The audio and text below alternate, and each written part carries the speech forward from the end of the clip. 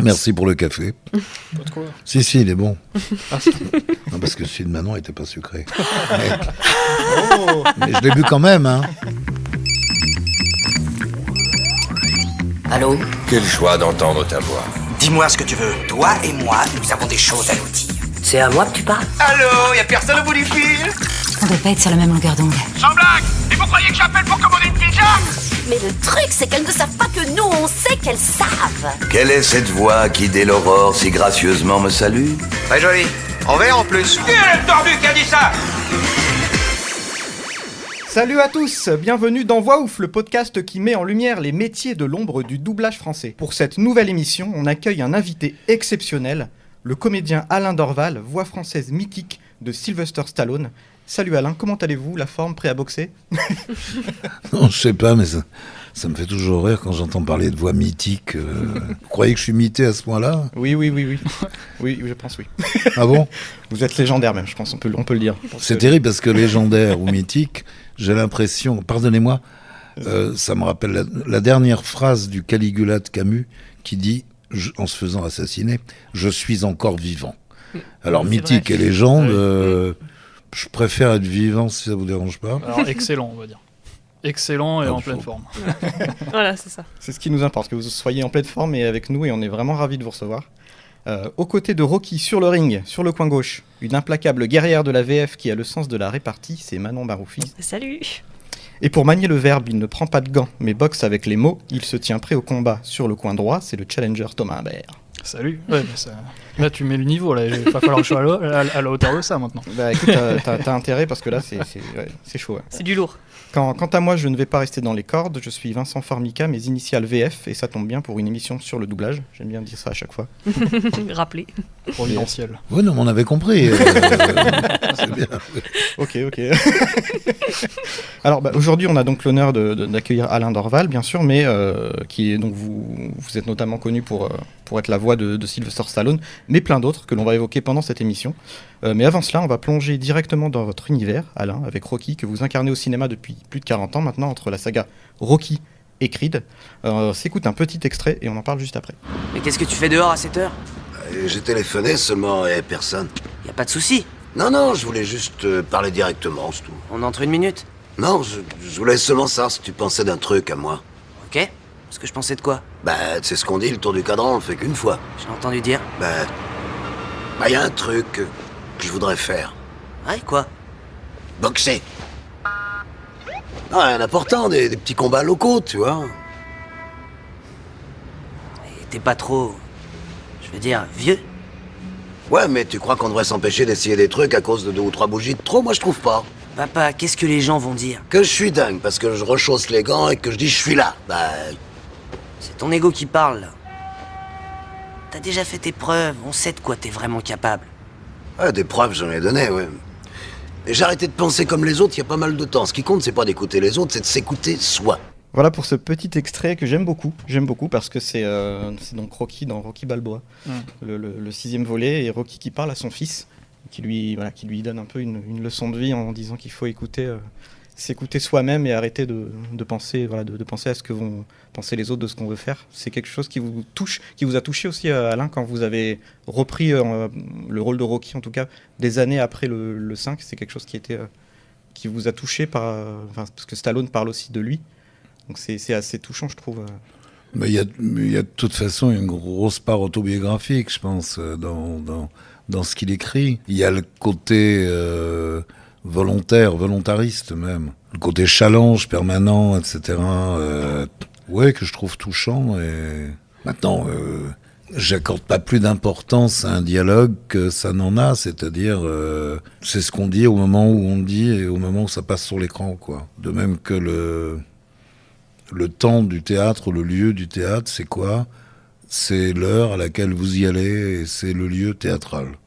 C'est rien d'autre. Je veux dire, le reste, après, c'est dans l'imaginaire des spectateurs. C'est ça qui est important. C'est de faire fonctionner la boîte à imagination. Et chacun en retire ce qu'il a envie d'en retirer. Voire rien. Ça peut aller du divertissement ou parfois trouver une résonance en soi dans certaines choses. Je me sens pas endoctriné d'une façon ou d'une autre Mais je comprends que le personnage, lui, il défende ça. C'est pas pareil. C'est pas moi. Moi, j'existe pas là-dedans. J'ai rien à y faire. C'est pas ma pomme. C'est la sienne. Et c'est vrai que justement, vous doublez Rocky, Stallone depuis le premier Rocky en 1976. Pour nos auditeurs qui justement ne savent pas l'histoire derrière, pourquoi vous avez été choisi pour doubler Stallone, est-ce que vous pouvez nous rappeler comment ça s'est passé? D'une manière très simple, sur essai. C'est aussi bête que ça. J'avais déjà travaillé dans le secteur du doublage. Alors il y a plusieurs anciens camarades qui ne sont plus là. Je pense à René Berriard, Francis Lax, qui chaque fois m'ont dit « Ah mais c'est moi qui ai pensé à vous » et qui vous ont envoyé chez Jacques Barclay, qui avait en charge le doublage du premier Rocky. Mais je sais plus à quelle date exacte on l'a fait, mais je pense qu'il avait déjà eu l'Oscar. Je pense qu'à l'époque, il y a eu pas mal d'essais qui ont été faits, puis voilà, j'ai été choisi. Ensuite, le deuxième film qu'on ait fait, que j'ai doublé, je pense que c'est Fist. Ils m'ont fait refaire des essais. C'est ça. Ils m'ont repris. Après, j'ai plus fait d'essais, et s'ils m'en avaient demandé, je les aurais pas fait de toute façon. Parce que, non, il y a un moment, il faut connaître son métier. C'est à eux de connaître le leur. Je parle des distributeurs, et s'ils sont pas foutus de juger sur déjà le premier Rocky et le reste, mais ils ont le droit de pas aimer, et de trouver que quelqu'un d'autre serait mieux. Il y a quelques films que j'ai pas fait, mais c'est parce que j'avais eu des mots au sujet d'une société de doublage. Il y avait une assemblée générale de comédiens dans le domaine du doublage, et j'avais pris la parole pour dire la société machin vient de me faire un chèque en bois. Et comme l'intitulé du chèque, c'était le nom de la société sur lequel il y avait ajouté salaire, j'avais dit voilà, ça veut dire que le banquier sait pertinemment ce qu'il fait. Donc, ça devait être au mois de septembre, cette assemblée. Je dis, elle passera pas l'hiver, quoi. Et là, il y a des camarades, paraît-il syndicalistes à la tribune, qui m'ont dit, mais si, il n'y a aucun danger.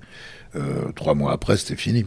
C'était au moment des grèves de 94 ou rien? Ah non, c'était bien avant. Aussi. C'était bien avant, c'était à la suite du 3e Rambo, alors je sais plus, ou du nom d'un Rambo en tout cas. Donc, et après, ils ont décidé que comme je jouais au théâtre, je pouvais pas enregistrer dans la journée. D'accord. Voilà. Alors qu'il y a des gens qui m'avaient fait enregistrer la nuit. Mais bon, non, mais généralement, je crois, sur des trucs comme ça, les essais partent carrément à Los Angeles. Et puis voilà. C'est pour ça, c'est à l'époque, Richard Darbois avait repris le Stallone, notamment sur Copland. Ouais. Et c'est vrai que beaucoup de gens se sont demandé qu'est-ce qui s'est passé, parce que vous étiez déjà vraiment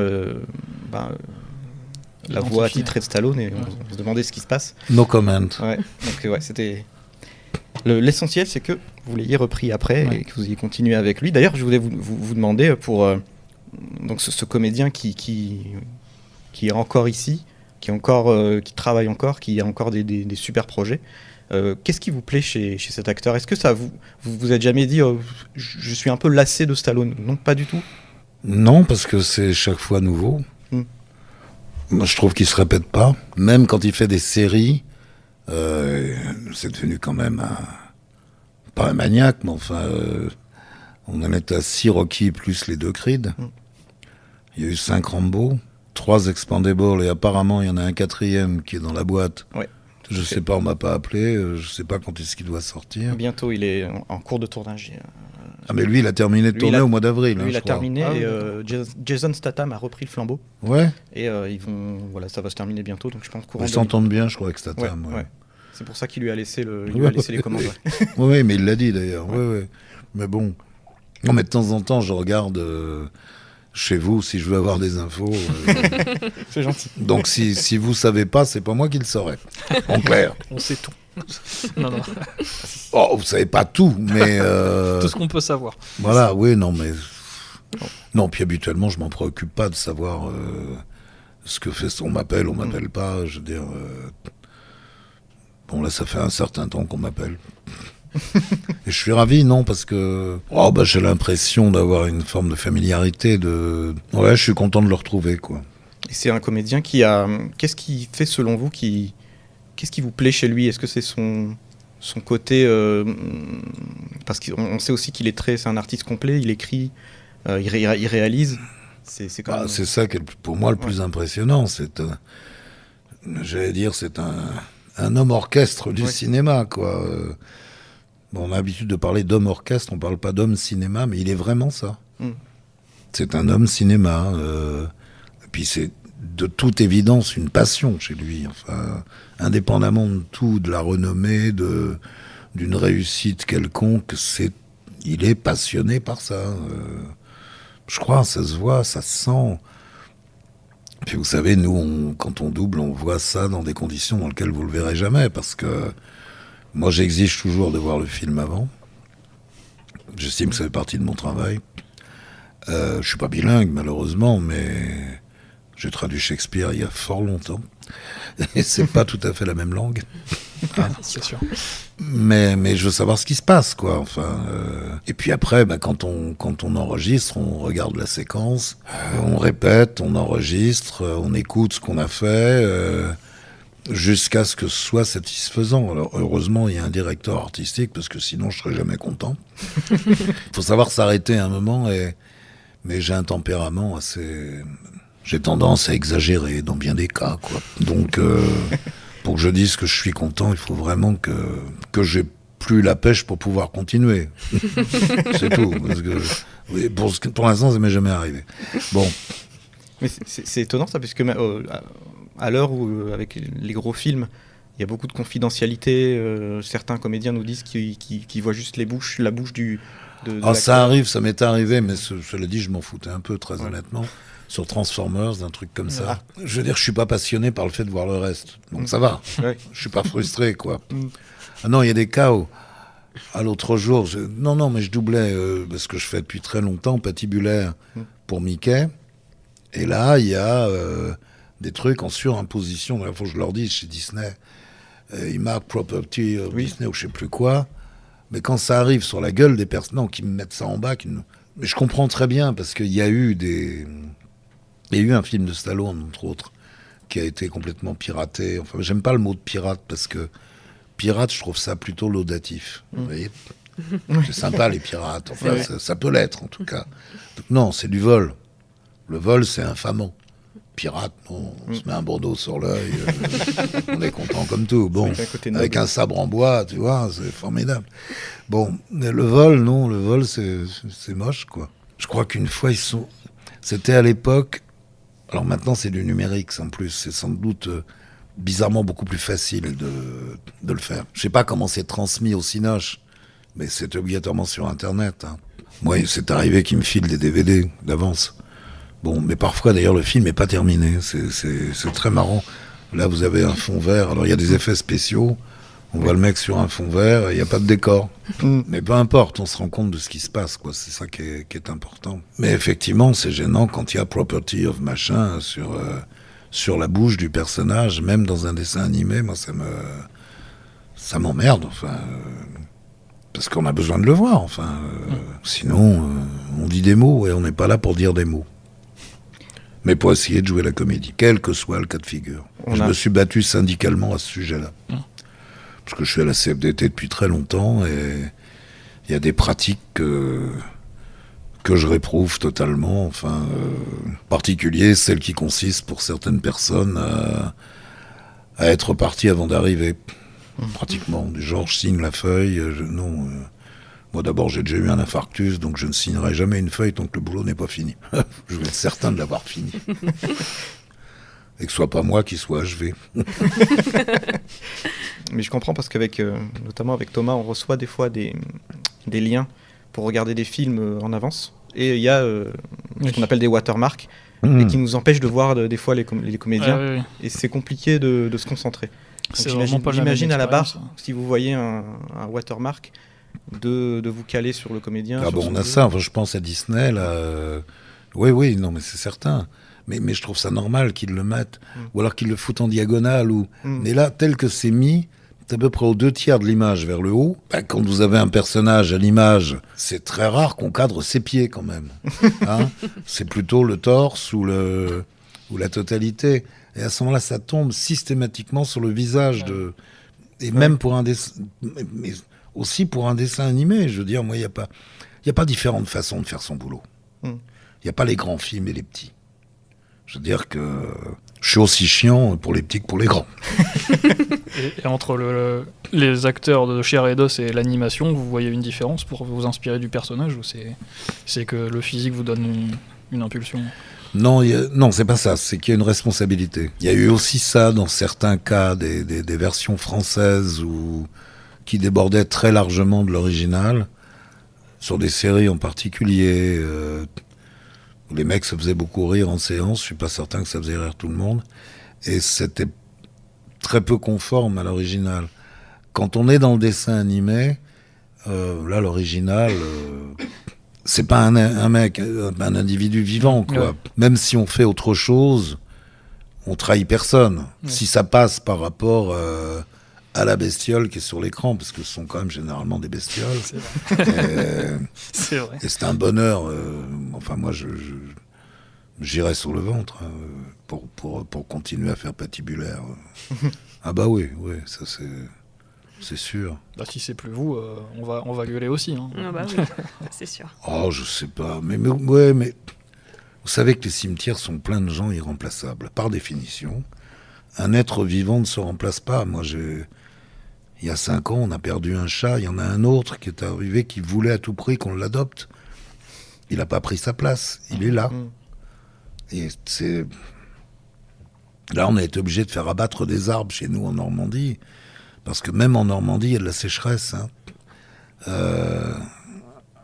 va replanter autre chose. Ça remplacera pas. Quand je dis un être vivant, c'est vrai des végétaux comme des animaux et éventuellement de quelques humains. C'est une belle leçon de vie, je trouve. Non, je donne de leçons à personne. Voilà. Surtout pas, non. Il y en a assez qui passent leur temps à ça. C'est vrai. Exactement. Et j'avais une question, on revient pour revenir sur Rocky. Il y a de l'actu en ce moment parce que Stallone parle beaucoup, parce qu'on sait qu'il a toujours pas, enfin il n'a pas les droits de Rocky. Et il est j'ai entendu ça. Le producteur, les ayants droit du producteur Irwin Winkler et Robert Chartoff veulent faire des séries préquelles autour de l'univers Rocky. Et ils n'ont pas prévenu. Ils n'ont pas prévenu Stallone, qui est vraiment, qui est très... qui est vraiment furieux sur ses réseaux sociaux. Il a notamment... il est allé très loin en insultant ses producteurs, en se disant que lui, il aimerait quand même récupérer les droits pour ses enfants. Ce qui je pense, est normal. Ouais, mais alors attendez. Moi, je vous l'ai dit, je suis très engagé syndicalement, donc à la CFDT. Il y a une spécificité du droit d'auteur à la française, qui est inaliénable et imprescriptible. Le droit moral, indépendamment du pognon. C'est totalement l'inverse du copyright. Je dis anglo-saxon, ce qui ne veut pas dire grand-chose. Enfin, ça comprend généralement les grands Bretons et les grands Américains. Hein. Vous signez, vous vendez vos droits et vous n'avez plus... C'est comme ça qu'il y a des gens qui ont écrit un roman ou un bouquin, qui est porté à l'écran, et les mecs, en l'ayant acheté, gardent le titre. Et ils peuvent raconter un truc qui n'a plus rien à voir. Mais il n'y a pas de droit moral. Ça commence un petit peu aux États-Unis. Hein. Il y a eu des cas, je crois. J'ai quelques amis avocats dans ce domaine, donc autres avocats des majors américaines, qui pourraient vous en parler mieux que moi. D'ailleurs, vous devriez les inviter. Je peux vous donner des adresses. Oui, c'est les gens avec qui j'ai négocié, c'était la partie adverse. Donc, on se connaît bien depuis 20 ans. Parce qu'il a été question de reconnaître des droits dans le domaine du doublage aussi. C'était la loi de 85, dite loi Lang, qui est devenue le code de la propriété intellectuelle. On va pas parler de droit ici, c'est pas le sujet. La différence fondamentale entre le droit d'auteur, que j'appellerais à la française, qui reconnaît un droit éternel sur une œuvre, la Joconde, même si elle est en France. Les Italiens ont fait la gueule quand Malraux l'avait envoyé aux États-Unis, comme étant un exemple de l'art français. Enfin bon, peut-être pas déconner. Mais enfin, Vinci est venu avec, il a voulu qu'elle soit ici. Oui. Et elle appartiendra pour l'éternité à Vinci, pas le faiseur de maison. Hein. Non, le parking. Non, mais blague à part. Et c'est terrible, là, parce qu'en fait, ce que demande Stallone, c'est le droit moral. C'est même pas pour en tirer du pognon. Exactement. C'est pour qu'on fasse pas n'importe quoi avec son personnage. Bah oui, Et puis, ils peuvent aller prendre n'importe qui fera Boxing Joe, je sais pas quoi. C'est triste, bon. Il a certainement eu besoin à une époque de simplement pour pouvoir faire son premier Rocky, je sais pas. C'est exactement ça, oui. De vendre, parce que sinon ça se serait pas fait, quoi. Il a été obligé de les vendre parce que le studio ne l'aurait pas fait si c'était... ils auraient pris un autre acteur. Et lui, il voulait absolument le faire lui-même. Donc pour ça, il a été contraint de céder les droits. Je crois qu'il avait dit quelque chose dans le style vous avez les droits, mais par contre, c'est moi qui vais c'est moi qui vais incarner ce personnage, et ça, c'est non négociable. Ouais, c'est ça. Et à l'époque, il était vraiment vraiment dans le besoin. Enfin, tout à fait, il était dans la merde. Oui. Je crois qu'il avait même vendu son chien j'ai vu ça, à l'époque, mais qu'il a racheté plus tard. Botkus. Voilà, c'est ça. Mais c'est trop triste. Mais ça se finit bien parce quand il a eu son succès, le succès qu'on connaît avec Rocky, il a fini par racheter le chien. On pourrait faire un film sur ça. Oui, c'est vrai. Et donc c'est pour dire que vraiment il a galéré. Hein. Enfin, ça s'est pas fait tout seul, quoi. Il a pas claqué des doigts pour que ce personnage prenne vie. Et donc pour moi, c'est vrai que pour moi, il mérite d'avoir le contrôle de ça, quoi. Oui, mais non, mais. Après, je sais que c'est une question de droit. Hein. Moi, mais justement, alors j'allais vous le dire. Dès l'instant qu'on est dans le droit, il n'est pas question de morale. Le droit est logique. Ouais. Enfin, pour moi. Hein. C'est des discussions que j'ai avec des jeunes avocats au barreau. Mais au barreau de Paris, oui. Enfin, l'école du barreau, que j'ai le plaisir de fréquenter de temps en temps. Il n'y a pas de morale dans le droit. Il y a une logique qui fait qu'il y a des lois et qu'on les applique. Alors après, on peut juger des lois elles-mêmes. D'autres choses, mais le commun des mortels n'a d'autre choix que de respecter les lois. Et puis il y a des gens qui en sont les garants et qui doivent les faire appliquer. Et ça tombe bien que vous parliez du fait de ne pas faire n'importe quoi avec des personnages, parce que récemment justement Stallone, qui ne sera pas dans Creed 3, a critiqué Michael B. Jordan, qui a repris les rênes, en disant que lui n'aurait pas du tout pris la direction que Michael B. Jordan a pris pour ce troisième, et donc il est assez amer d'avoir été écarté de la saga. Donc ça c'est la dernière actu, et donc c'est vrai que c'est assez triste. Je trouvais que Michael B. Jordan était mieux dans le deuxième que dans le premier. Oui, c'est vrai. Mais il y a une personne exceptionnelle, c'est la petite. Oui. Elle est à tomber, quoi. Elle est merveilleuse, c'est une comédienne, elle chante en plus. Dans le premier, elle chantait, moi je l'ai trouvée merveilleuse. Et lui, il essayait d'être au niveau, quoi. C'est vrai, mais ils sont très... En plus, dans la famille Creed, ils sont très humbles. Hein. Le papa s'appelait Apollo et le fils Adonis. Donc, je sais pas, il manque peut-être Hermès pour le petit-fils. Ça se présente mon petit-fils Zeus. Le summum. Ça en dit long. Quand ils auront épuisé tous les dieux grecs, ils n'ont pas osé Zeus quand même. Hein. Non, mais bon, c'est pour la génération d'après. Peut-être, oui. Donc voilà, on ne verra pas malheureusement Rocky dans Creed 3 qui sort au mois de mars. Mais son esprit, je pense, restera avec nous, parce que... on verra s'il y a autant de spectateurs, on verra pas. Ouais. Je sais pas s'il y en a beaucoup qui iront le voir. C'est un bon test. Parce que Creed 1 et Creed 2, c'était un peu Rocky 7 et 8. Exactement. Ah. Exactement. Ça, c'est vrai. D'ailleurs, pour terminer sur Rocky, moi, j'essaye de faire bonne figure, mais Rocky, c'est juste peut-être un de mes personnages préférés de tous les temps. Quand j'étais gamin, j'ai découvert Rocky avec mon meilleur ami qui s'appelle Stéphane. Donc je vous fais une petite dédicace parce qu'il vous adore aussi. Il a grandi avec Rocky et on adore ce personnage, donc je me C'est terrible quand on me dit ça, j'ai l'impression que ça me date. Non, parce que c'est encore le cas et on regarde encore Rocky. Non, mais dans le genre, ah ouais, je vous ai entendu quand j'étais petit. Voilà, c'est ça. Moi, j'étais déjà un peu plus grand, très légèrement. J'ai commencé avec une dispense. Hein. Très légèrement. J'avais une dispense de la DAS. Je suis entré au conservatoire, j'avais 5 ans. Bon, enfin... Non, mais... Et donc c'est une vraie émotion, en tout cas, de vous recevoir et d'être avec vous. Et je me tourne vers Thomas, parce que je sais que toi aussi, tu connais très bien la saga. Est-ce qu'elle tient aussi une place spéciale pour toi Ouais. Vraiment, vraiment. Et alors moi, je l'ai découvert plus tard. J'étais plus un enfant quand j'ai découvert Rocky, mais j'ai... Moi non plus. Moi j'avais 7-8 ans. Ah ouais. Donc c'est vraiment un truc nostalgique. Ouais, c'était vraiment, j'ose dire, Rocky a été un de mes papas. Ouais, je comprends. Il m'a appris beaucoup des valeurs qui me. Vous le voyez pas, les auditeurs, mais Vincent pleure actuellement. J'essaye d'être. Non, mais j'essaie de. Moi, je suis affreusement émotif plus que lui. Tout à l'heure, là, quand on a tourné, d'un seul coup, je me rends compte que. Et c'est de pire en pire. Ouais. Sauf sur une scène. Parce que c'est pas moi. Ah ouais, c'est vrai. Mais en tout cas, sur Rocky, vraiment, moi je trouve que ces films ont un pouvoir spécial, on va dire. Parce que alors, je voudrais vraiment m'adresser à tous les auditeurs qui n'ont jamais regardé Rocky parce qu'ils disent moi j'aime pas la boxe et je suis pas très film de boxe. Évidemment que ça parle de boxe et que vous allez voir des combats de boxe. Mais c'est pas des films de boxe. Pour moi, c'est des films qui parlent de la vie tout simplement. Et vous parliez de leçons de vie, c'est vrai que le terme n'est pas bien choisi, mais c'est des films qui vous apprennent quelque chose et qui chaque scène de dialogue, comme tu viens de la passer, on en verra sûrement d'autres, vous font du bien. Enfin, c'est très difficile à expliquer, à formuler en fait. Mais moi, je sais que systématiquement, quand je regarde un Rocky, parfois c'est même pas forcément quelque chose que j'ai tendance à faire de façon instinctive, mais quand j'ai terminé de voir le film, je me sens mieux. En fait, c'est des médicaments, ces films. C'est des médicaments dans la vie. Pour moi, je le prends comme ça, en tout cas. C'est très personnel.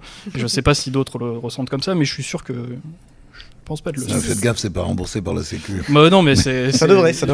Une fois qu'on a acheté les films, on peut les... non, mais moi, je vais vous faire une confidence, je n'aime pas la boxe. Mais pas du tout. Ouais. Voir des gens taper sur la gueule de leurs contemporains, ça me rend malade. Mais j'ai une très grande admiration pour les boxeurs. Parce que c'est monstrueux. Enfin, l'ascèse que ça représente, c'est ahurissant, quoi. Et je pense que Stallone est respecté des boxeurs. Parce qu'il y avait toute une série qui avait été faite, qui était passée sur Canal. Mais c'était un truc assez monstrueux où c'était des gens... Il y avait une élimination, comme ça se fait souvent dans la télé-réalité, on élimine les personnages, mais là, ils étaient éliminés sur un ring. Oui, d'accord. Il y en a un qui s'est flingué, je crois, donc il n'y a pas eu de suite. Alors qu'au départ, quand on a doublé le dernier épisode, ça faisait vraiment un appel à la suite, quoi. Vous savez, il n'y a pas marqué à suivre sur le truc, mais c'était assez transparent, quoi. Il y a aussi une chose, enfin, que je trouve, on n'en parle jamais de ça, mais Stallone n'est pas aveugle au sujet de la boxe. Quand Rocky revient de Russie, dans le 5, il est dans un piteux état. Hein. Ah oui, il cache pas le fait que prendre des coups sur la tronche, ça laisse des traces. Il y en a beaucoup comme ça. Hein. Je sais pas si c'est pas Laurent Dautuil qui a été boxeur en France, le genre de mec qui est resté debout devant Cerdan. Je sais pas si c'est pas lui qu'on appelait l'enclume. Ouais, oui. Ça dit bien ce que ça veut dire. Je l'ai entendu un jour à la télé parler, ça faisait peur, quoi. Enfin, tu te dis, quand tu l'entends parler, tu te dis, mais faut interdire la boxe, c'est pas possible. Il n'y a pas que ça, il y a le football américain, il y a maintenant les commotions au rugby qui sont de plus en plus fréquentes. Il y a un très bon film avec Will Smith là-dessus. Mais le rugby devient de plus en plus... Avant, c'était brutal, maintenant, c'est violent. C'est pas du tout pareil. Je pense que Stallone j'ai jamais entendu être interrogé au sujet de la boxe. Je pense qu'il a un regard très... Parce que c'est un domaine qu'il connaît quand même. Mais la série dont je vous parle, il était avec un ex-champion du monde, un mec black, je sais plus qui c'était, mais il était connu, je veux dire, un vrai champion du monde qui était intact. Mais un mec avec une gueule magnifique, enfin, qui avait dû en prendre quand même, quoi. Mais... Ouais, ça laisse des traces. Il suffit de voir une image au ralenti. Bah oui. Oui. Quand vous voyez les déformations de la tête, du visage, enfin, sans parler des coups dans le torse, qui peuvent être aussi monstrueux, sans parler des coups derrière la tête ou autres, enfin, qui sont pas tout à fait... Mais ce qui est extraordinaire dans les Rocky, ça j'ai appris ça en faisant... en étant la voix du documentaire que Stallone a monté sur le premier Rocky, chose que j'ignorais totalement, mais c'était dû aussi aux conditions financières qui faisaient qu'il manquait de sous, quoi, pour le film. toutes les séquences de boxe ont été répétées pendant des semaines, voire des mois. C'est-à-dire qu'il y a une véritable chorégraphie avec, ça y est, son nom m'échappe, qui jouait Apollo Creed. Carl Weathers. Carl Weathers, dont Stallone a dit que c'était le meilleur boxeur à l'écran qu'il ait jamais vu, c'est vrai, qui est en plus une beauté. Enfin... Ah oui, c'était un colosse. Ah non, c'est pas un colosse, il est très fin, il est magnifique, quoi. Dans Predator, il avait des sacrés muscles. Ouais, mais il n'y a pas que les muscles, il a une belle gueule en plus. Hein. Il a une élégance. C'est vrai qu'il a du charisme. Oh là, c'est monstrueux à ce point-là. Attends, arrête. Un de mes acteurs préférés aussi. Ouais. Mais c'est là ce que je vous disais tout à l'heure, que ce qui compte pour Stallone, c'est de faire le film. Parce que il a rien gommé du charisme d'Apollo. Exactement, ça c'est vrai. C'est lui qui a l'air d'un con très souvent. Et qui joue là-dessus, et l'autre est impérial et magnifique. Enfin. C'est vrai que c'est lui la star de la boxe dans l'histoire. C'est ça. Mais dans le premier, il perd. Ouais. Ça a dû vraiment surprendre à l'époque d'ailleurs. Parce que c'est quand même la spécificité du film. Et ah bah bien sûr. C'est ça qui est dingue d'ailleurs. Il perd, mais il reste debout jusqu'au bout. Voilà, c'est ça. Mais c'est pour ça que vous disiez que, à mon avis, les Rocky, Stallone a un grand respect pour les boxeurs, et je pense que les boxeurs le lui rendent. Mais c'est surtout que moi, ce que je trouve intéressant, c'est que la boxe, la violence que ça implique, mais pour moi, c'est une métaphore de la vie qu'il arrive à faire en fait à travers ça. Et justement, c'est des leçons de courage, d'endurance, de persévérance, de foi, toutes ces choses-là qu'il arrive à mettre dans ses films et qui sont pas toujours dans les scènes de boxe en fait, d'ailleurs. Moi, c'est ça qui me porte, en fait, quand je regarde ces films-là. Moi, je sais pas, j'ai pas d'avis, parce que je peux pas en avoir, je peux plus en avoir. Parce que vous êtes trop impliqué. Bah non, mais comme quelqu'un a eu la mauvaise idée de le dire, ça fait plus de 40 ans que je fais ça. Qui a dit ça? Je ne sais qui a dit ça. Je me fais tout petit, rien dire. Il y a des phrases qui traînent comme ça. C'est Manon. Non, mais non, pas Manon. Non, moi, je prépare les cafés, je suis gentille. Voilà, elle est mignonne comme tout. Voilà, tiens. On va lui donner la parole d'ailleurs. Quand elle aura écouté les 10 symphonies de Mahler, ça. Voilà, mais c'est prévu, c'est noté. Ça et le chant de la terre. Voilà, j'ai 1h30 de transport pour rentrer chez moi, je vais faire ça dans. Écoutez le chant de la terre par Kathleen Ferrier. Voilà, vous notez vous aussi, qui nous écoutez. C'est sublime. Non, c'est vrai que j'ai pas d'avis sur. Je peux avoir un avis sur Stallone, j'ai pas d'avis sur Rocky. Quand j'ai vu le premier Rambo, je l'ai vu je m'en souviens très bien parce que j'étais seul dans la salle, ils m'ont fait une projection. J'en ai pris plein la gueule. Et ça me rappelait, alors je sais pas si vous avez connu ce film, j'avais vu ça au Ciné-Club quand j'étais au lycée. C'était quelques décennies avant votre naissance. À tous. Ah, en vous cumulant, peut-être que ça fonctionnerait. Peut-être. C'était Attaque de Dmitrik, je crois, avec Jack Palance. Un film qui était tellement antimilitariste que l'armée américaine avait refusé d'y collaborer, à tel point que toutes les scènes où il y avait des chars, c'était toujours les deux mêmes qu'on voyait, paraît-il. Et c'est là-dedans que Palance perd un bras, Mais j'ai eu la même impression avec Rambo. C'était pas du tout le gendarme américain pour moi, c'était voilà ce qu'on a fait d'un homme. Cette machine à tuer. Et à survivre. Rambo, c'est exceptionnel parce que je trouve que c'est très intelligent. Parce que c'est un soldat du Vietnam qui était érigé en héros quand ils ont fait la guerre. Et quand il revient... C'est monstrueux. Tout a changé. La société le rejette parce qu'ils le prennent pour un monstre parce qu'il est allé faire la guerre. Et il a plus sa place. Et il vagabonde. Mais il n'avait pas le choix d'y aller ou pas. Exactement, c'est ça. Et c'est ça qui est bouleversant dans ce film. Parce que quand il rentre dans cette petite ville, il veut manger un morceau. Et on lui dit pas de toi chez nous, quoi. Ouais. Mais vous avez remarqué, il y a une chose d'ailleurs, qui me semble assez évidente, c'est que tous les personnages qui le rejettent, en particulier le shérif et ses acolytes, les comédiens sont merveilleux. Hein. Les personnages sont immondes, mais tous ces mecs sont d'une génération qui n'a pas fait la Seconde Guerre mondiale, c'est évident, qui était trop jeune pour la Corée, et trop vieux pour le Vietnam. C'est-à-dire que ce sont des mecs qui sont passés au travers, qui reprochent à ceux qui ont fait ce qui était considéré comme un devoir. Il n'y avait pas le choix, hein.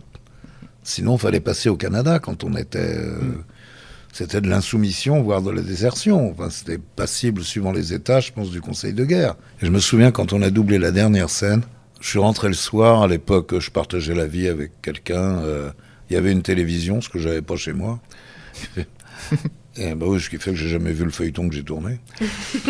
Bah non, j'allais quand même pas rentrer à 7h du soir pour me voir. Et j'avais pas de télé. J'ai allumé, et là, c'était une manifestation de vétérans devant la Maison Blanche, les mecs en chaise roulante, quoi. Ça remet les pendules à l'heure. Ouais, c'est sûr. Et moi, je suis toujours étonné de ce que les Américains, c'est vrai chez Disney aussi, quand j'ai commencé à doubler Patibulaire, c'était une série qui s'appelait La Bande à Dingo, avec quelqu'un que j'aime énormément, je dis que je l'aime même s'il n'est plus là. C'était Gérard Rinaldi. Et je suis toujours étonné de ce que les Américains osent dire sur eux-mêmes. Ce que les Américains ont fait sur la guerre du Vietnam, sur le plan cinématographique, hein, on n'en a jamais fait le 10e sur la guerre d'Algérie. C'est exactement ce que je pense. Ouais, c'est complètement fou. Ils osent dire des choses, ils osent le montrer. Alors, c'est le premier article, je crois, de leur constitution, vous savez, qui permet de tout dire, y compris d'être néo-nazi, hein, en sens inverse. Mais c'est quand même très, très étonnant, quoi. Enfin, ce sont des structures étonnantes. Dans la bande à Dingo, ça va jusqu'au maire du Patelin, les pompiers sont... Il n'y a que des alcooliques. Non mais vous faites ça en France, Patibulaire tient une casse, enfin il revend des bagnoles d'occasion. Oui, il y en a une qui était avec des roues carrées. Oui, c'est vrai, je me rappelle de ce truc. C'est merveilleux ça, parce que le mec qui les essayait, très sautait, ça lui faisait tomber l'argent qu'il avait dans les poches. Vous faites ça en France, il y a le syndicat des marchands de bagnoles qui vous agresse le lendemain, quoi. Faut retirer le truc de l'affiche, ça hurle. Non, là-bas, ça passe, quoi. Et le maire était complètement torché, enfin, dans un dessin animé, hein. Alors, c'est pas un dessin animé comme les Mickey, qui sont vraiment pour enfants. Ouais. Là, c'était déjà quand même, je pense, plus ado, enfin, plus âgé comme public, je pense, hein.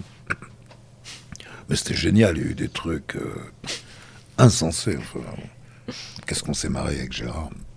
On va en parler un peu de vos personnages animés, mais vous parliez de musique. Juste avant de laisser la parole à Manon pour son quiz, je rappelle... Sur Gustave Mahler.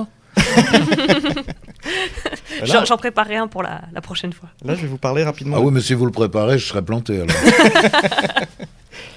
Ah oui, attention, elle sait y faire.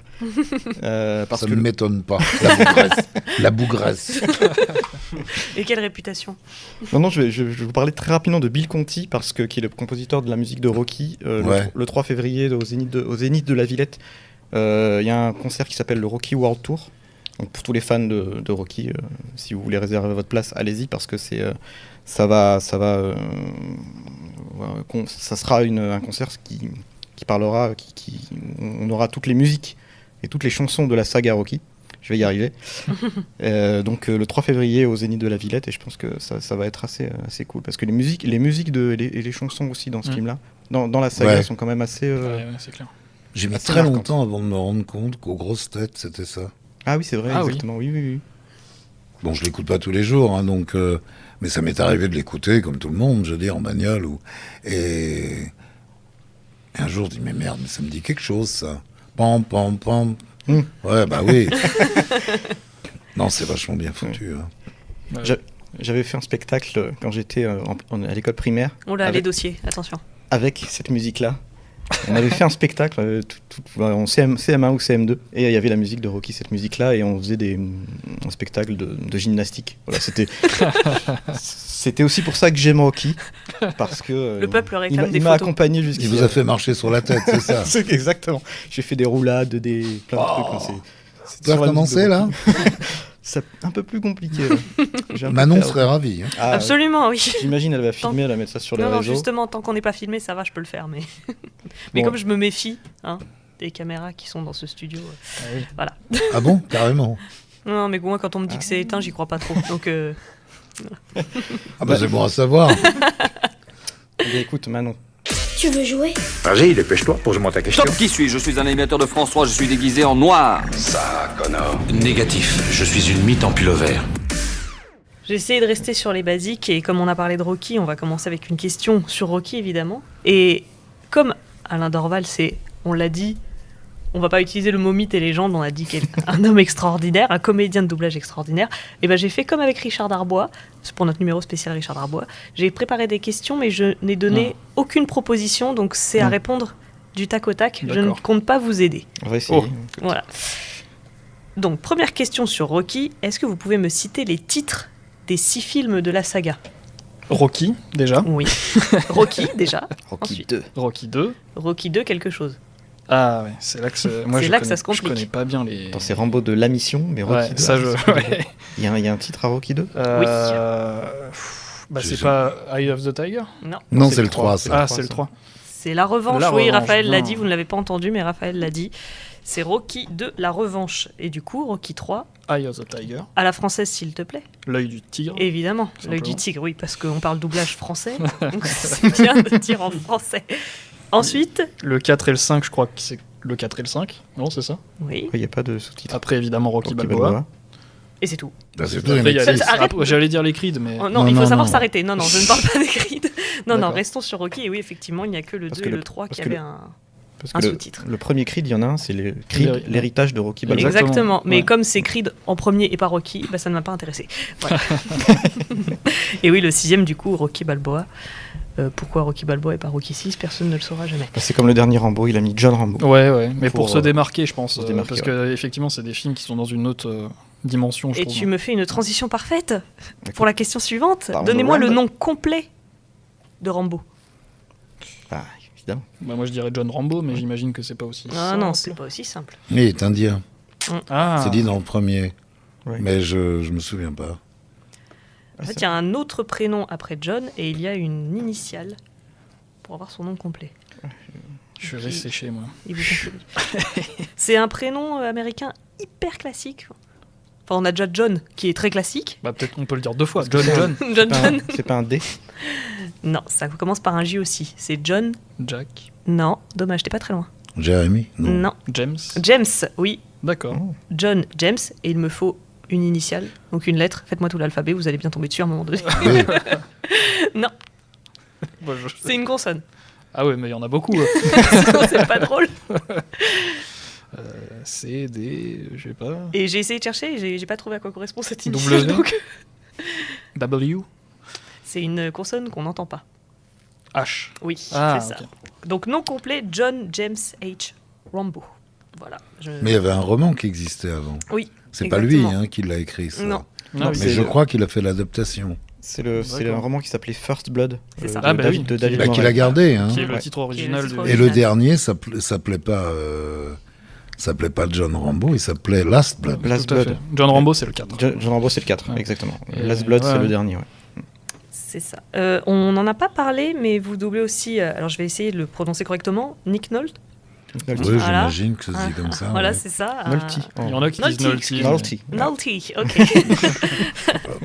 un comédien que vous avez suivi sur Vincent, tes notes? Combien de films? Ah, Nick Nolte, c'est 15 films. 15 films. Ah bon? Et la question c'est, durant combien d'heures l'inspecteur Jack Cates, du coup interprété par Nick Nolte, et le criminel Reggie Hammond, qui est interprété par Eddie Murphy, doivent-ils collaborer? Je ne vais pas vous donner le titre de film, puisque... C'est 48 heures. 48 heures, évidemment, avec Eddie Murphy, qui était doublé par Med Rondo. Par Par Med, ouais. Incroyable comédien aussi, évidemment. Ouais. Avec deux films, 48 heures de plus. Génial. Enfin, des buddy movies, grand classiques. Ouais, ce qui donne... J'adore. qui remonte le moral, Mm. qui donne la bonne humeur. Il en avait fait un qui était très drôle et très chouette, qui s'appelait Le Clochard de Beverly Hills, et qui est en fait un remake, ça c'est le truc des Américains, d'un chef-d'œuvre français qui est Boudu sauvé des eaux. Où Boudu était Michel Simon. Oui. Prendre la suite de Michel Simon, Ah oui. faut t'accrocher aux se lever de branches, bonheur. mon père. hein. Il était... Mais le film n'est pas de Renoir d'ailleurs, il me semble. Hein. Ça Enfin, vérifie. c'est une merveille. Enfin, pour moi, moi j'ai une passion pour Michel Simon. Hein. Au panthéon des comédiens français, pour moi, il y a Bah, c'est drôle parce qu'il était suisse. Et du coup, j'ai une dernière question sur personnage animé dont on a longuement parlé, évidemment, Patibulaire, qui est un chat. C'est un chat, tout C'est à un fait. chat, et pourtant il lui manque une caractéristique féline essentielle. La queue. Bien, je pensais que ça allait être plus compliqué que ça. Ah ouais, Oui, bravo. c'est ça. Et Bah oui, non, mais la plupart de ces animaux, Mickey n'en a pas non plus. non, Mickey n'en a pas non plus. Et bien Ah, alors donc, pour l'anecdote, il en avait une. Patibulaire avait une D'accord. queue, au début, vraiment dans les premiers oui. dessins et dans les Moi, j'ai premières mis apparitions. très longtemps à me rendre compte que c'était un chat. Oui, hein. je Oui, pense c'est que vrai, Ce ouais. qui caractérisait... Non, mais si on y pense, c'est l'ennemi... Enfin, moi, bon, si vous voulez, quand vous parlez de choses que vous avez connues étant enfant, moi, j'ai vu ça dans le journal de Mickey quand j'étais môme. Et à l'époque, il était bagnard. Oui. Je sais pas s'il avait pas une jambe de bois. Si, c'est ça, Enfin, il avait une jambe de c'était- bois, oui. Ouais. C'était l'affreux Jojo. Et on lui a retiré pour lui mettre une prothèse. Donc Ouais, maintenant, sans doute. Voilà, Ouais, il mais enfin, évolue. donc c'est un personnage de mon enfance, quoi. Et en fait, c'est logique que ce soit un chat, puisque c'est l'ennemi de la souris Mickey. C'est vrai. Et il y a une caractéristique physique quand même qui fait que c'est un chat, c'est les petites oreilles. C'est vrai. Voilà. Il a des petites oreilles. De... Ah ouais, il une a fois des qu'on le petites sait, oreilles. on distingue bien le chat. Et c'est vrai que. Oui, il n'a Ouais, pas mais que- enfin maintenant, non, c'est pas d'une grande évidence maintenant, c'est l'idiot sûr. du village, quoi. Oui, voilà. Ce qui est merveilleux, c'est qu'avant, il était censé être méchant, etc. Mais non, là, il est beaucoup plus con que méchant maintenant. Donc C'est ce qui fait rire. C'est d'une saveur... Il m'a toujours Attendez, il faut être honnête, ceux qui font rire dans les Mickey, Mm. c'est Donald et lui. Ah Bien oui, sûr. Ouais. c'est les Ah. sales caractères. Quoi, C'est ça. Bah oui, les oui, défauts, non mais quoi. lui, maintenant, son truc, c'est que il essaie désespérément d'être gentil. Ouais, c'est Et de vrai. faire du bien, et chaque fois, il se plante, quoi. On adore ce genre de C'est pas sa personnage. faute. C'est de la maladresse, quoi. C'est pas de la méchanceté. Il est à côté de la plaque. Tout le temps. Et Le pauvre. à ce point-là, c'est merveilleux, quoi. Enfin, C'est sûr. je veux dire, il y a une saveur dans le personnage que je trouve merveilleuse. C'est un peu le Biff Tannen de Disney pour moi. Il y a un petit côté Biff Ouais, Tannen, c'est je trouve. C'est quoi ça? Biff Tannen, c'est le méchant de Retour vers le futur. Ah, je connais pas. Ah bah, je vous le conseille. ça c'est des films Oui. qui remontent le moral C'est- aussi. C'est patibulaire, Comme, version humain. Oui, voilà, vraiment. Et ils ont un peu ce rapport avec le père de George McFly entre Dingo et Patibulaire. Je trouve qu'il y a un peu de ça. Ah ben, je serais curieux d'avoir votre avis si vous les voyez, voir si vous retrouvez un peu cette dynamique entre Pat et Dingo, parce qu'il y a vraiment de ça, moi je trouve. Bah, ça tombe bien, Thomas, parce qu'avant de te passer la parole pour la Darbox, je lance un petit extrait de Patibulaire. Yes. Adieu, les jeux sont faits, Mickey. Et cette fois, tu es tout seul. Maintenant que tu es enfin hors d'état de nuire, me débarrasser de la princesse sera vraiment un jeu d'enfant. Tu prends le pari? Sans contrat que tu perds. Là, je l'ai pas vu celui-là, tu vois. C'est les Trois Mousquetaires. Mais c'est un long métrage, ça. Ouais, C'est ouais. pas une série. C'est un long métrage, ouais. Et il C'est, est bien celui-là parce que j'avais adoré le Prince et le Pauvre, qui était dans les années 90, mais je sais pas si c'est dans la lignée Je ou. me souviens pas de tout ça. Faudrait que je le voie celui-là, que je le rattrape. Bah, c'est les Trois Mousquetaires, voilà, avec Dingo, avec Mickey, Donald, toute la troupe. Sur ces bonnes paroles, je te laisse la parole. C'est l'heure Thomas, de la c'est l'heure de la Darbox. Darbox. C'est l'heure de la Jingle Darbox. Tu veux jouer? Vas-y, dépêche-toi, pose-moi ta question. Stop, qui suis-je? Je suis un animateur de France 3, je suis déguisé en noir. Ça, Connor. Négatif, je suis une mythe en pullover. Alors, la Darbox, c'est parti. Est-ce que vous savez tous, Vincent et Manon, Non, vous commencez c'est à faux. connaître. Non, C'est non. quoi la Darbox Qu'est-ce que la Darbox, Thomas? Alors, la Darbox, c'est un petit jeu qu'on a inventé au moment où on avait invité monsieur Richard Darbois. C'est pour ça que ça s'appelle la Darbox, où on lui faisait piocher des répliques de ses films ou de ses séries, de ses personnages, dans une petite boîte. Et donc, il devait évidemment deviner de quoi il s'agissait, de qui il s'agissait. Donc on va refaire la même chose. Donc j'ai pris des rôles emblématiques ou pas d'ailleurs, peut-être plus confidentiels de votre carrière. Et évidemment, tout le monde peut participer. Donc si vous, Oh, bah allez-y, parce que il y a des choses très connues. moi j'ai perdu d'avance. donc, Ah, Non, faut pas dire C'est ça. ce Le qu'on coup de disait tout à l'heure, patibulaire, voilà. pour le quiz, il a été. C'est vrai. Voilà. Il y a souvent des comédiens qui nous disent oh ça va être trop dur et en fait finalement ils s'en sortent très bien. C'est ça. Alors je commence avec des classiques. Je vais pas mettre le ton parce que déjà je n'y arriverai pas, mais en plus sinon ça donnerait peut-être plus d'indices qu'autre chose. J'ai fait ce qu'il fallait pour gagner, et on n'a pas voulu nous laisser gagner. Et je suis revenu dans le monde, et j'ai vu ces larves m'attendre à l'aéroport, me conspuer comme un criminel. Ils m'ont traité de toutes les saloperies, ils m'ont appelé le boucher. Mais qui sont-ils pour me faire des reproches, hein? Qui sont-ils? C'est dans Rambo, ça, non? Tout à fait. C'est Oui, non, mais c'est le texte semble. Oui, le texte donne en des fonction indices. de ce qu'on se disait tout à l'heure. C'est à la fin, oui, tout à fait. À la fin. De toute façon, c'est pas ma voix qui va vous donner des indices, donc ça sera le texte. Hein. Tu peux essayer. Donc oui, c'est la scène finale du premier Rambo, scène bouleversante évidemment. Je continue avec un personnage qui n'a rien à voir. On n'a pas. Indice déjà. Oui. On n'a pas à faire d'efforts. D'un coup d'œil, on est d'accord. Je crois que j'ai trouvé un copain. Quelque chose me dit que toi et moi ça colle, tout à fait. C'est la chanson de Fievel. C'est la chanson. C'est bien. Tu t'es occupé de ce que moi je. Voilà. Non mais ça rime en plus. Bah oui. Voilà. Donc j'ai pas chanté. Hein. Je vous avais parlé de ça. C'est une merveille. Moi j'adore ce film. Bah, c'est un grand film vraiment. Et puis j'aime beaucoup la suite aussi, Fievel au Far West. C'est les deux premiers qui sont des. Bah, le premier reste emblématique évidemment. Fievel et le Nouveau Monde. Bah oui, non, mais c'est Spielberg quand même, bah ouais. qui est quand même un magicien, quoi. Ah, c'est ça, vraiment. Et en fait, les petites souris chantent. En Amérique, il n'y a pas de chat. Les Russes sont pavés de fromage. Voilà, c'est leur credo. Alors, je vais enchaîner. Alors, attends, juste. Pardon, vas-y. Tu parlais de Fievel, j'ai un petit extrait de Fievel au Far West à passer. Je vous passe ce petit extrait. Si tu veux intimider quelqu'un, balance-lui un regard oblique. J'ose à peine lui poser la question. Courage, le regard oblique, c'est quoi? Regard oblique. Maintenant à toi.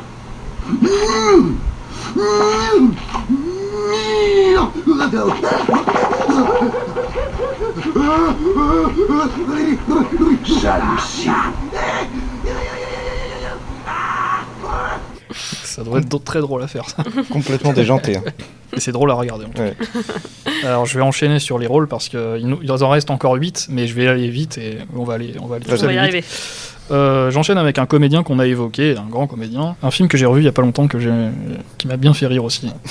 Ce film, tu veux vraiment le faire ? D'accord, alors trouve des caméras toutes petites, genre caméscope. Tu vas les emmener là-bas pour les planquer à différents angles dans les palmiers. Après, tu vas me filer à moi et à l'autre, pyromane de Cody, toutes les bombes fumigènes et autres explosifs qui traînent sur le tournage. Ensuite, tu vas emmener tes petits gars sur place, moi et Cody, on va te faire flamber cette putain de jungle. Est-ce que le texte peut vous donner des indices, peut-être ? Cody. Bah, la jungle, ça pourrait être l'adieu au roi. C'est vraiment une comédie, c'est pas si récent que ça d'ailleurs. Une comédie à l'américaine, avec un acteur qu'on a évoqué, dont les initiales sont la même lettre. Ça, c'est Nick Nolte, du coup. C'est Nick Nolte. Mais du coup, j'ai pas le film. Ah, si. C'est un film de Ben Stiller. Oui, alors ça nous avance. Vachement. Oh, il en a pas fait tant que ça. En tant que réalisateur, hein, je précise. Ben il joue Stiller, dedans. Robert Downey Jr. Tout à fait. C'est donc Tonnerre sous les tropiques. J'ai pas fait ça, moi. Ah si, enfin Nick Nolte en tout cas, il me semble. C'est moi qui l'ai fait. Si c'est pas vous, c'est quelqu'un qui vous imite très très bien. Si, c'est vous. Bah, oui, enfin bon. Non, ça peut. Moi, j'en suis convaincu. J'ai revu la scène.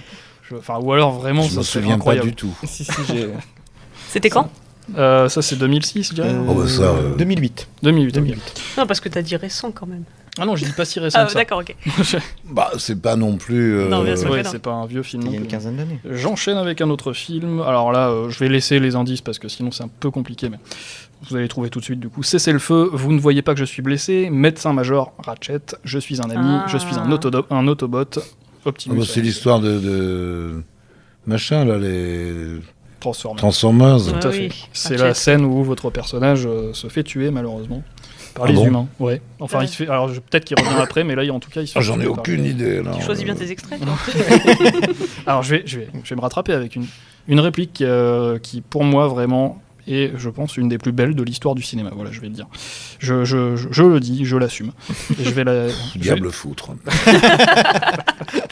Non, vraiment, je l'assume. Et je vais le prouver. Je vais te dire un truc que tu sais déjà. Le soleil, les arcs-en-ciel, c'est pas le monde. Il y a de vraies tempêtes, de lourdes épreuves. Aussi grand et fort que tu sois, la vie te mettra à genoux et te laissera comme ça en permanence si tu la laisses faire. Toi, moi, n'importe qui, personne ne frappe aussi fort que la vie. C'est pas d'être un bon cogneur qui compte, l'important c'est de se faire cogner et d'aller quand même de l'avant. C'est de pouvoir encaisser sans jamais flancher. C'est comme ça qu'on gagne. C'est Rocky. Et c'est ça dont je vous ai dit tout à l'heure, que je m'étais entendu sur France Culture. Ah, c'est celle-là. Alors, je crois que c'est ça, oui. Et sur le thème de la semaine, dans l'émission philosophique à l'époque d'Aden Van Rett, qui a arrêté maintenant, c'était le stoïcisme. Donc avoir Stallone en illustration de Sénèque sur France Q. C'est quand même quelque chose. Faut y aller, mais quoi. je comprends la démarche, moi. D'ailleurs, je leur ai écrit après, j'ai jamais eu de réponse, en leur disant, écoutez, il se trouve que je suis entré dans vos émissions par la fenêtre, je serais content d'y entrer. Non, mais je rêve de bosser à France Culture. C'est pas parce que j'ai besoin de bosser à 76 ans. C'est pas ça le problème. C'est que c'est... Tous les jours, j'entends des comédiens qui ont la chance de lire de grands textes, quoi. Le message est passé, en tout cas. Bah oui. Ouais, non, mais... France Culture, si vous nous entendez. Et avant que t'enchaînes, Thomas, je tiens à dire, alors dans un contexte beaucoup moins dramatique, mais cette semaine, ou la semaine dernière, quand il y a eu les menaces de fermeture intégrale de Twitter, vraiment que ça a été un gros truc pendant 48 heures, tout le monde en parlait, Twitter va fermer. Sur le Twitter de Voix Ouf, j'ai mis un petit message d'adieu et j'ai mis ce discours magnifique. Et c'est fou le nombre de personnes qui ont répondu que ça les avait énormément inspirés dans la vie. Ouais, donc comme quoi c'est vraiment un discours du cinéma qui a Quand vous dites qui a que marqué. tout le monde s'est ému de la fermeture de Twitter, je n'en fais pas partie. Non, je me doute. Non, mais c'est... mais justement, non, mais si je ne suis sur aucun réseau social, c'est pour ça. Et quand on me dit pourquoi, je dis c'est très simple. J'avais une belle maman, la mère de mon épouse, qui disait tout le temps la vie est courte. C'est vrai. Elle est morte à 100 ans. Et à 100 ans, elle continuait de dire la vie est courte. Voilà, j'ai jamais oublié ça. Ouais, et ne l'oubliez pas. Donc, tout ce qui n'est pas nécessaire peut être nuisible, quoi. Donc en tout cas, cette réplique, n'allez pas forcément la chercher sur Twitter, mais vous pouvez quand même la réécouter, parce qu'elle est... Là, je parlais de médicaments là, tout à l'heure, en termes de scène de Rocky. Pour moi, celle-là, elle me recharge les batteries à chaque fois. C'est beau. Et absolument. Donc je vais enchaîner avec un autre personnage emblématique. Ne te laisse pas berner par ce copain-copain avec ton fils. Souviens-toi, une main ferme. Bon, puisque nous sommes logés à la même enseigne, tous les quatre, laisse-moi raccorder le câble de la caravane. C'est un tout petit fil électrique de rien du tout, tu verras. Parfait. PJ rends-toi utile, commande-nous les pizzas, ça va prendre un bout de temps. Alors là... Ça, c'est... Ouais, pardon. S'il y a PJ, c'est oui. le fils de... soit de Dingo, soit de Pat. Et ouais, PJ pour Pat Junior, donc ouais, c'est patibulaire. Dans bien Dingo vu. et Max. Et donc ça fait partie des scènes où vraiment je trouve que la dynamique entre les deux personnages, c'est Biff Tannen, George McFly. Et donc ouais. Dingo et Max, film long métrage du coup adapté de la bande à Dingo que moi je trouve très réussi. Que vous pouvez retrouver sur Disney+. Il y a eu des épisodes de la bande à Dingo qui sont inénarrables, donc je vais pas vous les narrer. Mais c'était...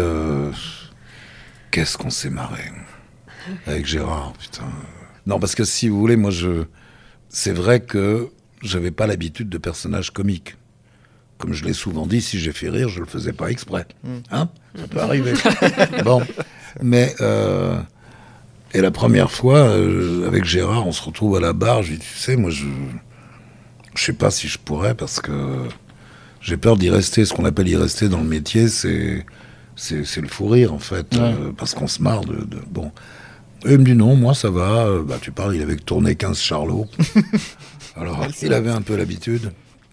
Et évidemment, dès cet instant, je n'ai eu qu'une idée, c'est qu'il y reste. Et il le savait très bien. Je me souviens souvent, on était à la barre comme ça, j'enregistrais, puis il était là. C'était toujours comme ça, j'étais toujours à sa droite. Et puis j'ai dit, ah putain, je la referais bien celle-là. Et là, il me regardait. Il disait rien. Ça voulait dire, qu'est-ce que tu vas nous sortir, mon con? Et je dis, non, moi, rien du tout. Enfin, non, parce que tu vois, j'aimerais bien la refaire, quoi. Et bon, qu'est-ce qu'on a pu rire? Et il y est resté ou pas? Sur certaines répliques. Ah non, il tenait bien, bien. Mais... Non, c'était Patricia qui nous dirigeait. Elle, c'était limite pipi-culotte, quoi. On a tellement fait les cons. Mais c'était dans le truc, hein, attention. Moi, je crois pas du tout qu'on puisse en faire trop. Quel que soit le sujet, que ce soit théâtre, cinéma. Je veux dire, moi, De Funès, j'ai jamais pensé qu'il en faisait trop. Pour moi, c'est peut-être le dernier descendant de Molière. En tant que comédien. De Funès et Coluche. Molière, c'était ça. Hein, au moins ça.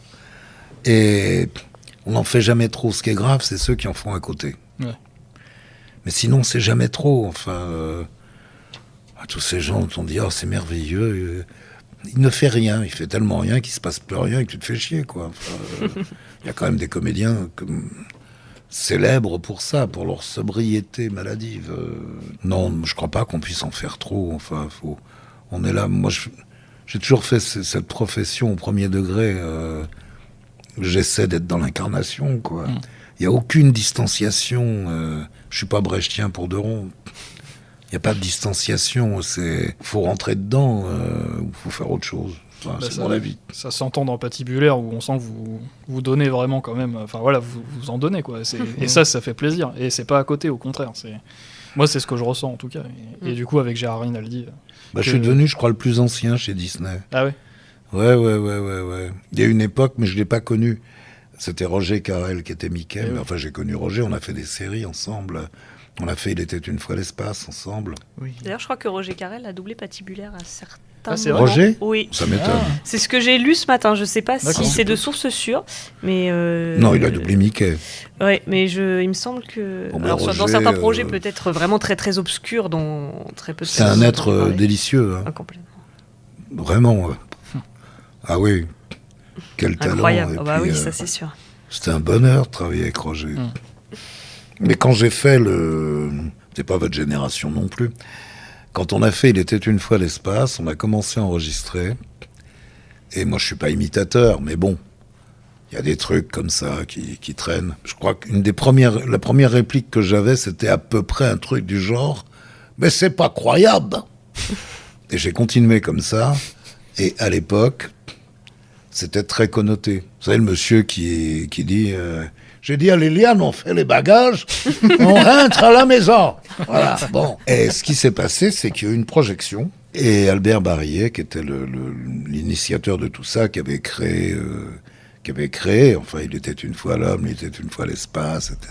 Il me dit, Alain, on a un problème. Il y avait un journaliste de l'Humanité et il faut que vous refassiez le rôle. Parce que ça, paraît-il, ressemblait à Georges Marchais. Et en plus, il se trouve que le personnage, j'allais dire, c'était l'affreux Jojo. Ouais. C'est-à-dire que c'était un mec qui dirigeait une planète qui était un affreux dictateur. Voilà. Ouais, forcément. Et ouais, il y avait comme une connotation, quoi. Donc j'ai refait le rôle. J'ai raconté ça à Roger qui me dit, mais tu sais, ça m'est arrivé, mais moi, c'était l'évêché.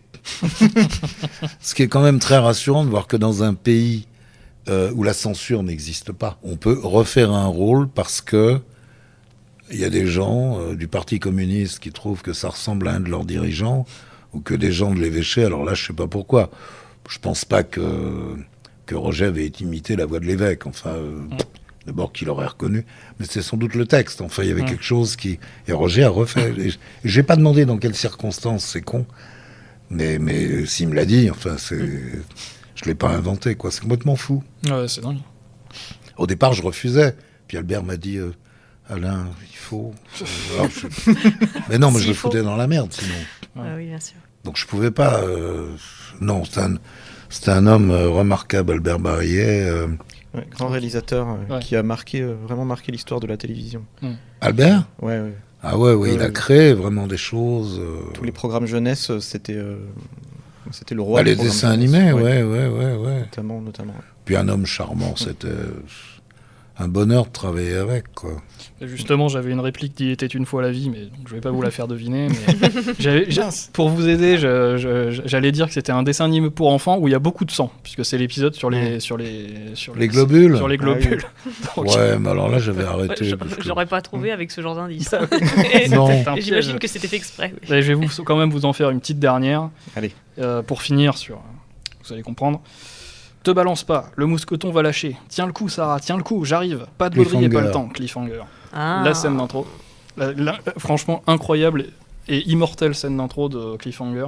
Parce que vraiment, même encore aujourd'hui, en fait, c'est pas une question d'effets spéciaux, mais c'est que c'est tellement bien rythmé et Stallone joue tellement bien, je trouve qu'elle fait toujours elle met toujours un vertige horrible, cette scène.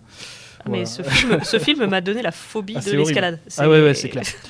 Mais donc, bravo, la jeune première, c'était Virginie Méry qui la doublait, ouais. Qui était une jeune femme, et qui est toujours une jeune femme charmante. Elle a quelques années de plus, mais elle est toujours adorable. Et c'est elle qui va diriger les séries qu'on va faire de Tulsa King. Ok. Super. Voilà. Cool. Eh ben, c'était la Darkbox, bravo. Vous Ouais. avez quasiment tout trouvé. Bravo Bah, tout merci le monde. Thomas. Et en Quand plus, tu parles. Ah bah si, il y en avait une ou deux, je crois, mais sinon, En plus, en équipe, vous avez très bien joué. Mais merci Thomas, mais en plus Alain, vous faites une très belle transition parce que je voulais finir l'émission justement sur le dernier projet de Stallone qui est Tulsa King, une série mafieuse où il incarne un parrain de la mafia et donc vous allez de nouveau lui prêter sa voix. Ça sera diffusé sur Paramount+, qui est une nouvelle plateforme qui arrive en France le 1er décembre. Mais la série Tulsa King arrivera en 2023, début 2023, donc il faudra un petit peu de temps. Ça risque d'être intéressant. Donc voilà, donc on a hâte de voir ça. Donc, Oui, moi aussi, ça m'amusera. A priori, on doit commencer le 3 janvier. D'accord. Ok. Donc, effectivement, en français, ça aura du mal à arriver avant. Mais je sais être pas si patient. ça passera pas en VO avant, je sais pas. Je sais pas s'ils vont la Je sais mettre plus en qui m'avait dit que ça devait passer d'abord en VO, ou alors c'était aux États-Unis, oui, effectivement. Ça passe pas en français là-bas, quoi, quand même, faut pas déconner. On va voir combien de personnes oseront regarder Stallone en VO maintenant. Pourquoi oser arrêter Non, mais je suis pas d'accord profondément, vous le savez. je comprends. On l'a déjà parlé. Et... Stallone est très bon. Non, franchement pas. En plus, il a une vraie voix qui est beaucoup plus classique que la mienne, d'ailleurs. Très puissante, très timbrée, puis il en fait ce qu'il veut. Enfin, non, c'est... C'est un côté Madeleine de Proust, c'est comme entendre Ouais, Tom Hanks avec une autre voix que celle de Jean-Philippe Puy-Martin. Pour moi, c'est impensable. Ah bah Jean-Philippe, oui. Moi, je fais partie des gens qui aiment beaucoup écouter votre voix sur Stallone, mais comme on a le choix, on a la chance Bien sûr, d'avoir comme on a le choix, et les deux sont intéressants, oui, bien sûr. Et justement, on va terminer l'émission sur une petite reco d'une pépite avec la voix d'Alain Dorval. Est-ce que vous avez une petite pépite à nous conseiller ? Petite pépite, je sais pas, mais peut-être que Thomas l'a vu et Oui. du coup va être d'accord avec moi ou pas. Ah oui, pardon. Je ne recommande jamais les suites des Disney. Ça ne m'arrive jamais parce que en général elles sont mauvaises, excepté Le Roi Lion. Le Roi Lion 2 est incroyable. Mais on va pas parler du Roi Lion 2, moi je parle d'Aladin. Ouais. Aladin, le deuxième, pas le retour de Jafar. Je parle D'accord. d'Aladin et le prince des voleurs, et le roi des voleurs, pardon, Oui. dans lequel Alain double le méchant qui s'appelle Salouk. Ouais, je me souviens. Et j'avais adoré ce film, cette Are suite. you in or out? C'est la chanson. Voilà, exactement. La chanson est incroyable. Le personnage est vraiment cool. Qu'est-ce Pour qu'elle a un- d'incroyable? Mais non, mais parce que c'est Elle des est chansons, chouette. c'est des suites Disney en général. Les chansons sont mauvaises, le scénario est mauvais. Et dans Aladdin, le roi des voleurs, pardon, Ouais, je vais y arriver. Je trouve que les chansons sont toutes bonnes C'est vrai. et que le doublage est excellent aussi et que les personnages, bah, même les nouveaux, donc le père d'Aladin et ce méchant Salouk sont vraiment sympas, ont tous la veine Disney, voilà, même si C'est c'est vrai. une suite. Et c'est très drôle. Et ça reste très drôle et très sympa à regarder. Le génie est toujours aussi drôle. Ouais, avec sur la légende du roi Midas d'ailleurs. Ouais. Oui, c'est vrai. Oui, avec cette. C'est ce que recherche Salouk d'ailleurs, cette main qui peut transformer tout en or. Et voilà. Le malheureux. Oh oui, il lui arrive pas que des bonnes choses à ce pauvre personnage, mais très charismatique et très très effrayant aussi parfois. Donc c'est vrai. Ça voilà. remonte un peu, mais oui, j'en Ça garde remonte un un peu. super souvenir. Voilà. Donc s'il y a une suite Disney à regarder, c'est celle-là. Je suis d'accord, je plus sois. Thomas plus soi. Et c'est notre spécialiste Disney, donc ça compte. Toi, Thomas, tu as... Oui, alors, on va faire une double pépite rapide, mais il y en a une en jeu vidéo que j'aime beaucoup, mais ça me parle qu'à moi, hein, parce que voilà, j'ai voulu la mettre dans la Darkbox, mais comme on manquait un peu de temps, je la mets maintenant. C'est Jack 2, avec un méchant qui s'appelle Crew. Et voilà, bon, ceux qui... Voilà, j'allais dire les vrais savent. C'était un c'est un jeu sur PlayStation 2 c'était un méchant un peu Jabba the Hutt d'ailleurs, vraiment hyper sympa, hyper marrant. Et donc ça c'est ma première pépite. Et sinon il y a un film d'animation qui s'appelle Fourmise. Oui, mais c'était Stallone. C'était Stallone, ouais. Et une fourmi très costaud qui s'appelle Weaver. Et qui répond Stallone répondait à Woody Allen d'ailleurs, qui doublait le héros de la série. Exactement. Le héros du film, pardon. Très bon film d'animation, Fourmis, je vous conseille. Voilà. Qui était à l'époque encore doublé par Bernard Murat. Oui, tout à fait, ouais. Donc très bon doublage VF aussi. Bah oui, Bernard, oui. Et je vous conseille, si vous êtes un gamer, Jack 2 et 3 d'ailleurs, et Jack si vous êtes 2, qu'est-ce que c'est que ça fan d'animation, Fourmis. Ah oui, Fourmis, bah oui. Moi je vais terminer sur une reco en live. C'est un des films les plus méconnus de Tarantino qui est Jackie Brown, où vous doublez Robert Forster. Oui, c'était chouette. Ouais, et ça, je trouve ce film, c'est mon film préféré de Tarantino. Ouais. Beaucoup, justement.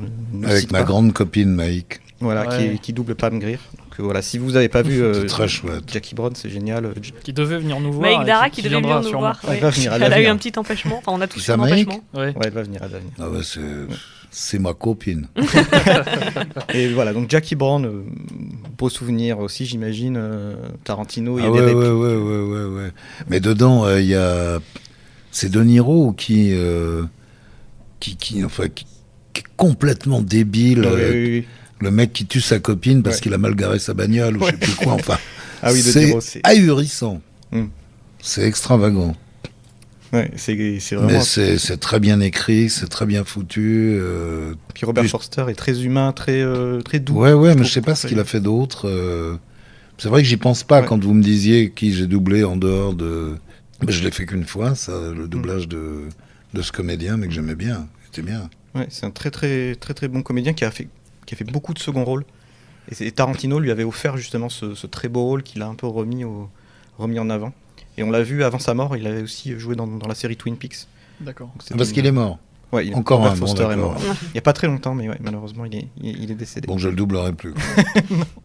Non, mais voilà, on adore vraiment Jackie Brown. Vous pouvez y aller. Ça change un peu des Tarantino violents, là, c'est un Tarantino. Ah, il y a un truc, mais je sais pas, je vous l'ai peut-être dit au téléphone, je sais plus.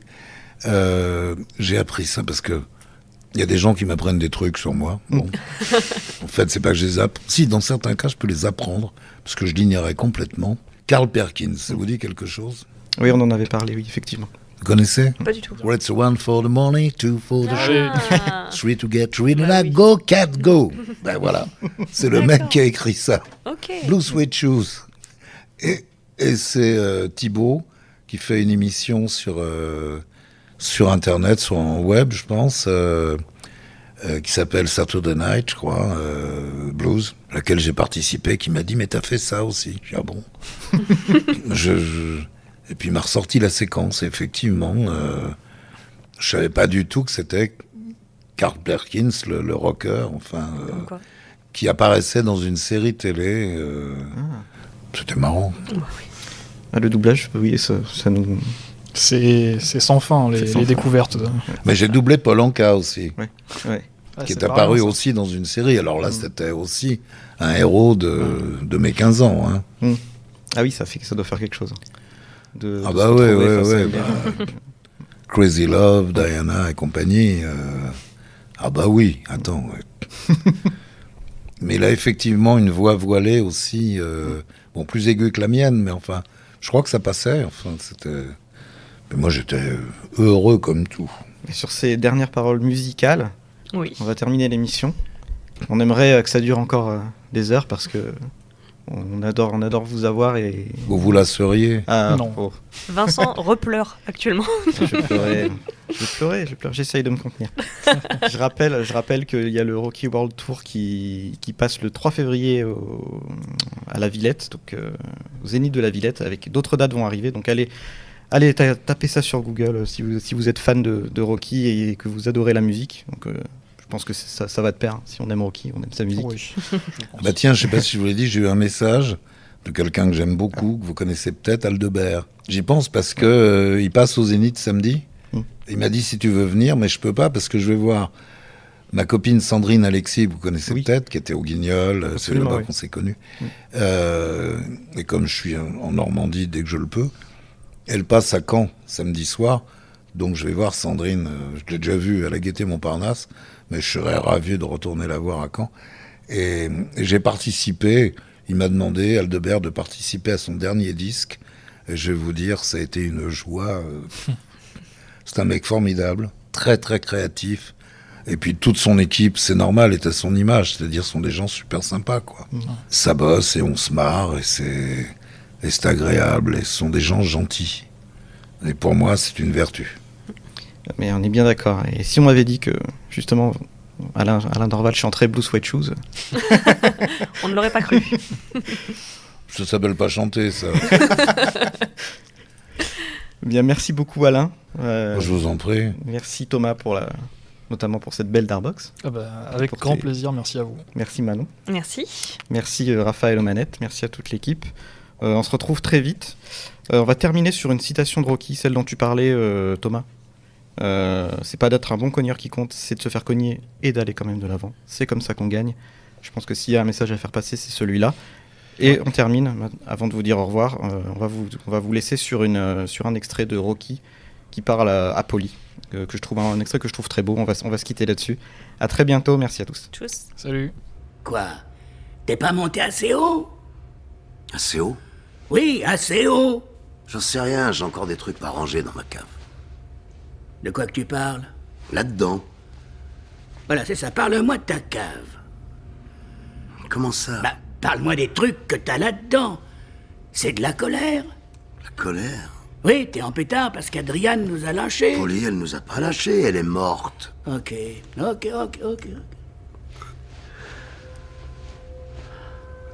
Tu sais, parfois, j'arrive même plus à respirer. J'ai l'impression qu'il y a une bête en moi. Écoute, Rocky, ça va aller, ok? Tu crois? Tu crois que ça va aller?